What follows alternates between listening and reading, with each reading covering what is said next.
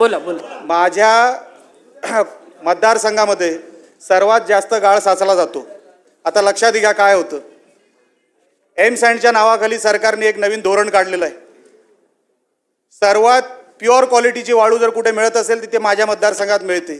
तीच गोव्याला जाते, तीच पश्चिम महाराष्ट्राला जाते. जो नवीन तहसीलदार येतो तो प्रायव्हेट गाडी काढतो आणि वाळू व्यावसायिकांच्या मागे लागतो.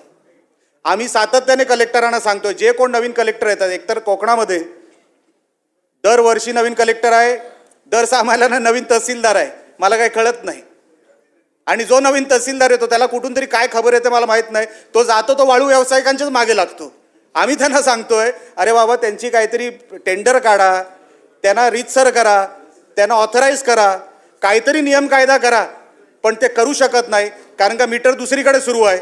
आणि वाळूवाल्यांकडून जर पैसे घेतले नाही तर मग तिकडे दुसरा कुठला इन्कम आपण सोर्स उभा करायचा, हा प्रश्न कदाचित नवीन तहसीलदारांना पडत असल्यामुळे अनेक गोष्टी अनेक वेळेला फक्त रेड मारले जाते, फक्त रेड मारला जातो.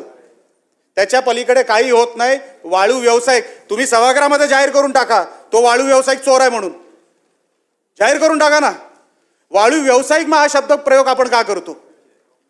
या तर तुम्ही त्याला चोर घोषित करा, नाहीतर नियम करा, कायदा करा आणि त्याला टेंडर काढायला द्या. टेंडर निघत नाही.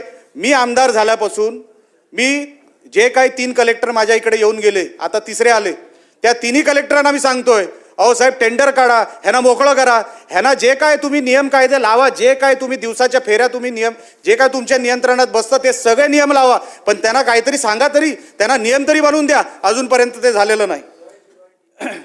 रॉयल्टीचा विषय केव्हा येतो? जेव्हा तुम्ही नियमामध्ये बसता तेव्हा.